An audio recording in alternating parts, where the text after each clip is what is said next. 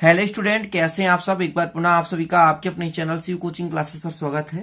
Class 12 physics NCERT में आज हमारा टॉपिक है किरचॉफ का नियम। और किरचॉफ के नियम में प्रथम नियम और द्वितीय नियम दोनों को समझाएंगे। तो पहले कुछ रूपरेखा समझते हैं। देखिए, पहले किरचॉफ के पहले ओम का नियम आया। ओम का जो नियम है उसकी सहायता से सरल विद्युत परिपथ के नेटवर्कों से संबंधित समस्याओं का हल किया जा सकता है, लेकिन जो जटिल विद्युत परिपथ हैं उनके नेटवर्कों से संबंधित समस्याओं को हल करना आसान नहीं था, असुविधाजनक होता था। जिससे किरचॉफ ने सन 1842 में दो नियम का प्रतिपादन किया, जिसकी सहायता से जटिल परिपथों का हम नेटवर्क समस्या हल कर सकते हैं। तो 1842 में दो नियम दिए, किसने? किरचॉफ ने दिए। ठीक है। भौतिकविद गुस्ताव रॉबर्ट किरचॉफ, पूरा नाम है जर्मन भौतिकविद गुस्ताव रॉबर्ट किरचॉफ। तो आप इतना याद करने की जरूरत नहीं है आपको। इतना जरूर याद रखें कि सन 1842 में किरचॉफ ने दो नियम दिया, जिसे हम किरचॉफ के नियम कहते हैं। ठीक है ना, स्टूडेंट समझ गए होंगे। तो क्यों दिया गया? क्योंकि ये धारा वितरण से संबंधित नियम है। जो ओम का नियम था वो भी धारा वितरण से संबंधित नियम था।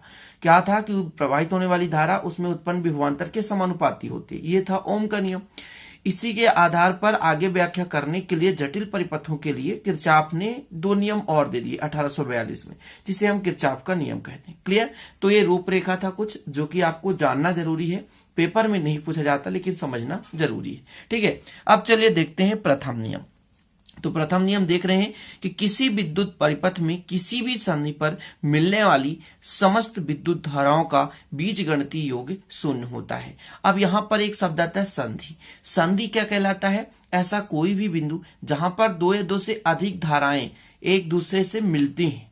जहां पर दो या दो से अधिक धाराएं एक दूसरे से मिलती हैं उसे हम कहते हैं संधि। तो जैसे डायग्राम में देखें कि आपके पास एक बिंदु O है जिसे हम संधि मान के चलते हैं। इसमें कई धाराएं आ रही हैं और कई धाराएं यहां से जा रही हैं। तो जैसे देखिए I1 O के पास यानी बिंदु संधि के पास आ रही है, I5 निकल रहा है। ठीक है। तो I2 बाहर निकल रहा है। ठीक है। I3 भी बाहर जा रहा है, जबकि I4 अंदर आ रहा है। तो इसमें कई धाराएं अंदर आ रही है और कई धाराएं बाहर जा रही है। क्लियर? तो इस संधि पर मिलने वाली समस्त धाराओं का बीजगणितीय योग क्या होता है? शून्य होता है। कुल मिलाकर जितने धारा अंदर की ओर आ रहे हैं उतने ही धारा बाहर की ओर जाएंगे। समझिएगा, शून्य का मतलब है दोनों चीज बराबर, जितना प्लस उतना माइनस। यानी जितना भी अंदर की ओर आ रहे हैं, जितने भी अंदर की ओर आ रहे हैं वो प्लस कहलाएंगे, और जो बाहर जा रहे हैं मतलब घट रहे हैं तो निगेटिव कहलाएंगे। तो इस तरह से आने वाले को हम धनात्मक चिन्ह से दर्शाएंगे और जाने वाले धाराओं को हम ऋणात्मक चिन्ह से दर्शाएंगे। तो कुल मिलाकर बिंदु O पर कितनी धाराएं आ रही हैं? दो धाराएं I1 और I4 आ रही हैं, जबकि I2, I3, I5 तीन धाराएं बाहर निकल रही हैं। क्लियर? तो किसी विद्युत परिपथ में आपका एक विद्युत परिपथ है जहां पे एक संधि है।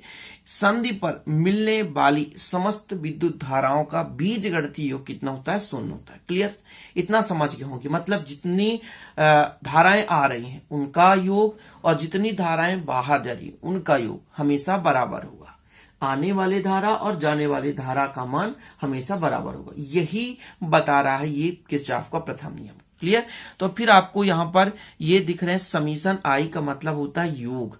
आने वाली और जाने वाली समस्त धाराओं का योग कितना है? शून्य है। क्लियर? यहां पर आपको समझना है डायग्राम। I1, I4 संधि की ओर आ रही है, जबकि I3, I2, I3 और I5 बाहर की ओर जा रहे हैं। क्लियर? तो ये डायग्राम आपको बना लेना है। ठीक है ना? यहां पर लिख भी लेना है कि किरचॉफ का प्रथम नियम, तो और अच्छा रहेगा। किरचॉफ का प्रथम नियम, ये चीज आप लिख लें, किरचॉफ का प्रथम नियम। अब यहां पर हम थोड़ा कुछ लिख लिए हैं कि माना संधि O पर मिलने वाली धाराएं I1, I2, I3, I4 और I5 है, जिसमें I1 और I4 धाराएं संधि में प्रवेश करती हैं तथा I2, I3 तथा I5 धाराएं संधि से बाहर निकलती हैं। ये चीज मैंने आपको समझा दिया। तब किरचॉफ के प्रथम नियम से टोटल योग कितना होता है? शून्य होता है। मतलब I1 minus I2 minus I3, ये I1 और I4 धनात्मक है क्योंकि संधि की ओर आ रही है, जबकि I2, I3, I5 ऋणात्मक है क्योंकि संधि से बाहर की ओर जा रही है। क्लियर? इतना अब यहां पर दी ऋण को पक्षांतर कर दिया जाए तो I1 plus I4 equal I2 plus I3 plus I5 आ गया। अब यहां से आपका क्या निष्कर्ष निकला कि जितने भी धाराएं संधि की ओर आ रही हैं, है ना, उनका योग, और जितनी धाराएं संधि से बाहर की ओर निकल रही हैं उनका योग हमेशा बराबर होता है। मतलब किसी विद्युत परिपथ में किसी भी संधि पर प्रवेश करने वाली धाराओं का योग और उसी भी संधि से बाहर निकलने वाली धाराओं के योग का जो हमेशा मान होता है बराबर होता है। क्लियर, समझ गए ना। यहां से आप थोड़ा सा एक बार और परिभाषा, दूसरा परिभाषा समझें कि किसी भी विद्युत परिपथ के किसी भी संधि में प्रवेश करने वाली विद्युत धाराओं का योग निकलने वाली विद्युत धाराओं के योग के बराबर होता है। इतना क्लियर हो गया। तो पहला नियम कंप्लीट। चलिए देखते हैं दूसरा नियम। दूसरा नियम थोड़ा सा पहले नियम से टफ है, थोड़ा सा कठिन है, बस इसको बेसिक से आप समझेंगे आसानी समझ में आ जाएगा। देखिए, किरचॉफ का द्वितीय नियम एक बंद जाल के लिए है। पहली बात, बंद जाल या बंद पास या बंद लूप, लूप भी यदि आ जाए, ठीक है ना। क्वेश्चन कभी कभी ऐसा भी पूछा जा सकता है कि पास या लूप का नियम क्या है, तो ध्यान दीजिएगा, पास या लूप का नियम आ जाए मतलब किरचॉफ का द्वितीय नियम है। पास या लूप का नियम किरचॉफ का द्वितीय नियम है, इतना आप लोग समझें, ठीक है। तो किरचॉफ का द्वितीय नियम क्या है? किसी विद्युत परिपथ के किसी बंद जाल के विभिन्न भागों में प्रवाहित होने वाली विद्युत धारा, मतलब जितना भी प्रवाहित हो रहा विद्युत धारा और उसके संगत प्रतिरोधों का गुणनफल, इतना समझें। जैसे परिपथ में विद्युत धारा प्रवाहित हो रहा है और उसमें जो भी प्रतिरोध है उनका गुणनफल करके योग करेंगे। मैं क्या कह रहा हूं, चीजें समझें कि आपके पास एक परिपथ है, परिपथ में बहने वाली धारा है और जहां से धारा बह रही है उसमें कितना प्रतिरोध है, उनके गुणनफल का योग। आगे समझें, बीजगणितीय योग उस जाल में उपस्थित कुल विद्युत वाहक बलों के बीजगणितीय योग के बराबर होता है। कहने का मतलब, जैसे आपके पास ये बंद जाल है, ए बी सी डी, ऊपर वाले की बात कर रहा हूं, ए बी सी डी बंद जाल है, तो जैसे इस पे I1 धारा है, इसका प्रतिरोध R1 है, तो इसके गुणनफल का योग। क्लियर। इसके बाद ये I2 धारा है और R2 प्रतिरोध है, इनके गुणनफल का योग। फिर ये किसके मान के बराबर होगा? तो जितना भी इसमें विद्युत वाहक बल, जैसे यहां पर मान के चलता हूं E1 है और E2 विद्युत वाहक बल है, तो विद्युत वाहक बल जितना होगा उनके योग के बराबर होगा। कोई भी आपका बंद जाल है, उनमें बहने वाली जो भी धारा है, बहने वाली जो भी धारा है, ध्यान रखिएगा, और उसमें जो भी प्रतिरोध है, उसमें जो भी प्रतिरोध है उनका हम क्या करेंगे, गुणनफल की योग करेंगे, गुणनफल का योग करेंगे। इसके बाद उसका जो मान होगा उस बंद जाल में विद्युत वाहक बल की योग के बराबर होगा। यही चीज कहा गया है। समझें, किसी विद्युत परिपथ के किसी बंद जाल में, कोई भी बंद जाल है कि विभिन्न भागों में, कई सारे भाग हैं, उनमें जो भी धारा बह रही है उनके संगत जो भी प्रतिरोध है उनका गुणनफल निकालेंगे, उनका क्या करेंगे, गुणनफल निकालेंगे और योग करेंगे। इसके बाद उसी बंद जाल में उपस्थित कितना विद्युत वाहक बल है उनका योग करेंगे और जो इनका मान है हमेशा बराबर होगा। थोड़ा सा समझें कि परिपथ में दो बंद जाल हैं, एक तो ए बी सी डी और डी ई ई एफ, यहां पर देख सकते हैं ए बी सी डी और फिर डी ई एफ सी, यहां पर या ऐसा कर सकते हैं सी डी ई एफ, जो भी करना हो। थोड़ा सा लॉजिक समझना है आपको, ये पहले बंद जाल में कर रहा हूं मैं, एबीसीडी में पहले बंद जाल में, पहले चीजें समझिए। पहला बंद जाल आपका कितना है, एबीसीडी में दो धाराएं हैं, I1 और I2। तो यहां पर थोड़ा समझिए, दो धाराएं कौन कौन से, I1 और I2, इनके संगत प्रतिरोध कितना है उनका गुणनफल करें, R1 और R2, दोनों का योग करेंगे। लेकिन ये एक धारा दूसरे धारा के विपरीत है, देखिए इसकी डायरेक्शन इधर, इसकी भी डायरेक्शन इधर, तो बीच में माइनस हो जाएगा। यदि ये प्लस में है तो ये माइनस में हो। क्यों?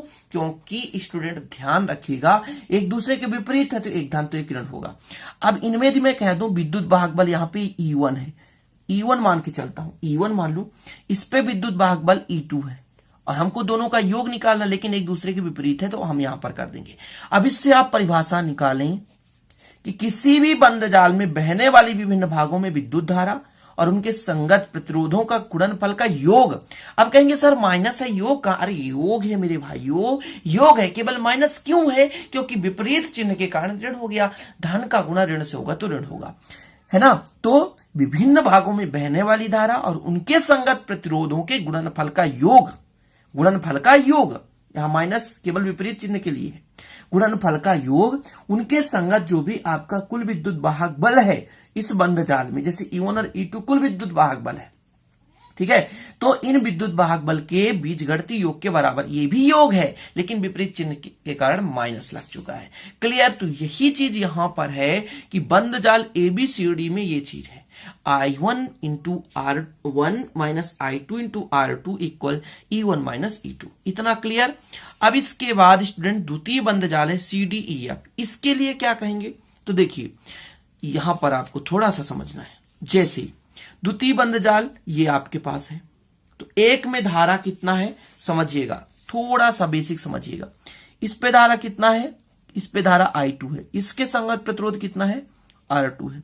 इनके जो डायरेक्शन है विपरीत नहीं है, एक ही दिशा में, इधर है और ये इधर बह रहा, तो डायरेक्शन एक है, इसलिए यहां पे प्लस होगा, ठीक है ना। इस पे टोटल धारा कितना बह रहा है, I1 प्लस I2 टोटल धारा, इसके संगत प्रतिरोध कितना है, R3, ये हो गया। क्लियर। अब जो विद्युत वाहक बल है इन दोनों में टोटल, तो यहां पे E2 है तो E2 हो जाएगा, और यहां पर कोई विद्युत वाहक बल ही नहीं है तो केवल E2 हो गया, केवल E2 ही हो गया। अब कहोगे सर माइनस में E1 क्यों नहीं कर दिए? E1 केवल पहले बंध जाल के लिए, दूसरे बंध जाल के लिए नहीं है। तो यहां पर I2 R2 क्यों हो गया? I2 यहां पे धारा बह रहा है, इसके संगत R2, प्रतिरोध के गुणनफल कर दिया हमने। इसके बाद ये दूसरा जो आपका I1 प्लस I2 है, टोटल धारा है, इसके संगत प्रतिरोध R3 है, तो इसको हमने मल्टीप्लाई कर दिया, ठीक है ना। अब इन दोनों में टोटल विद्युत वाहक बल केवल E2 है डायरेक्शन में, ध्यान दीजिएगा। E1 तो है ही नहीं है, तो केवल सिंगल है, इसलिए हमने यहां पर स्टूडेंट केवल इतना ही किया है। तो ये आपका दूसरा नियम भी कंप्लीट हो गया। आशा करता हूं कि आप लोग दूसरा नियम भी आसानी से समझ गए होंगे। प्लीज मेरे छोटे भाई बहन, यदि आपको पसंद आया हो, ठीक है स्टूडेंट, मेरे आप छोटे भाई बहन के समान है, क्योंकि मैं हमेशा अपने स्टूडेंटों को भाई बहन का ही दर्जा देता हूं, ठीक है। ध्यान रखिएगा, आप मेरे छोटे भाई बहन हो, ठीक है। तो आपको यदि मेरा पसंद आया हो वीडियो तो प्लीज लाइक कर देना, पसंद ना आए तो डिसलाइक भी करना, ताकि मुझे भी पता चले मैं किस प्रकार से आप लोगों को समझा पा रहा हूं। तो चलें फिर मिलते हैं अगले वीडियो में, तब तक के लिए जय हिंद बच्चों, वंदे मातरम।